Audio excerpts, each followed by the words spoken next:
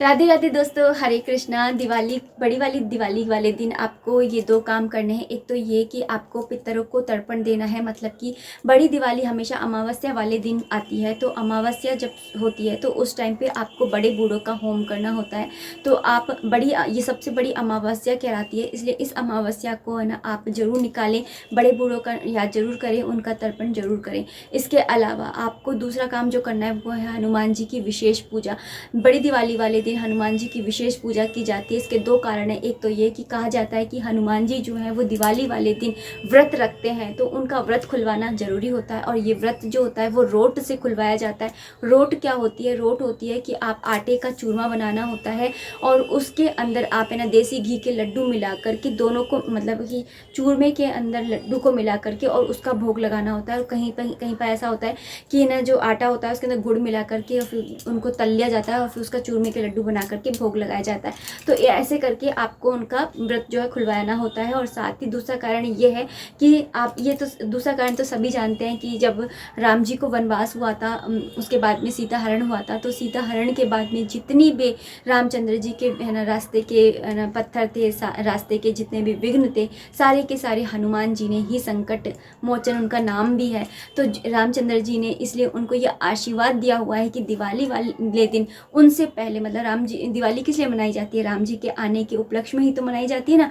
तो रामचंद्र जी ने ये है ना उनको आशीर्वाद दिया हुआ है कि दिवाली वाले दिन उनसे पहले जो भी हनुमान जी की पूजा सेवा करेगा, उनकी विशेष पूजा करेगा, उसके ऊपर कभी भी संकट नहीं आएगा। संकट मोचन जो है हनुमान जी हमारे, वो सबके विघ्नों को है ना हर लेंगे। तो इसलिए हनुमान जी की पूजा अवश्य करें। तो अब जान लेते हैं कि हनुमान जी की पूजा कैसे करनी है। देखिए, अगर आप कार्तिक स्नान कर रहे हैं तो आप है ना सुबह उठ करके कार्तिक स्नान की कथा वगैरह सब कुछ कर लीजिए। डेली की जो भी पूजा होती है वो कर लीजिए। उसके बाद में आपको क्या करना है, उसके बाद में जिस जगह पर आप है ना दिवाली पूजन करने वाले हैं और जो चौकी लगाने वाले हैं और जो कपड़ा बिछाने वाले हैं, वो आपको सुबह के टाइम में ही बिछा देना है। बिछाने के बाद में वहाँ पर आपको सबसे पहले हनुमान जी की स्थापना कर देनी है। हनुमान जी की स्थापना करने के बाद में धनतेरस वाले दिन आप लेकर के आए होंगे 5 मूर्तियाँ। मैंने आपको अपने धनतेरस के ब्लॉग में वीडियो में बताया भी था।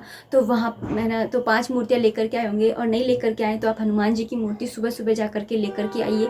उसके बाद में उन्हें वहाँ पे ना स्थापित करिए। स्थापित करने के बाद में जो उनका सिंदूर आता है लाल रंग का, उससे उनके ऊपर मतलब सिंदूर को घी के अंदर ना भिगो करके और रुई से पूरे पे ना हनुमान जी पे लगाना होता है। और उसके बाद में घी का दिया जला करके उनके ऊपर रोट का भोग लगाया जाता है। अगर रोट आप नहीं बना सकते तो देसी घी के लड्डू होते हैं, उनका आप भोग लगा सकते हैं। तो इस तरह से उनका भोग लगा करके और फिर आप हनुमान चालीसा पढ़ सकते हैं। और अगर हनुमान चालीसा भी नहीं पढ़ना चाहते हैं तो कम से कम हनुमान जी की आरती करने के बाद में इस तरह से हनुमान जी की सुबह के टाइम में एक विशेष पूजा की जाती है।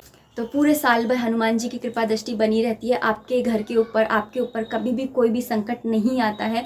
हनुमान जी स्वयं आपकी रक्षा करते हैं, क्योंकि रामचंद्र जी ने उनको ये आदेश दिया है। और वैसे भी जब धरती छोड़कर राम जी गए थे तो हनुमान जी को यहीं छोड़ गए थे और कह के गए थे कि इस धरती पे जितने भी लोग हैं उनको जब भी मेरी मदद की जरूरत पड़े, ये सच्चे भक्त को, तो आप जा करके उनकी मदद करना। तो हनुमान जी जो है वो राम जी की कभी बात टालते नहीं है, इसलिए आज भी वो धरती पर ही रहते हैं और है ना संकट उनकी हर आज्ञा का पालन करते हैं। तो इस आज्ञा का भी वो पालन करते हैं, इसलिए दिवाली वाले दिन हनुमान जी की विशेष पूजा आप अवश्य करिए। राधे राधे, हरे कृष्णा, हैप्पी दिवाली।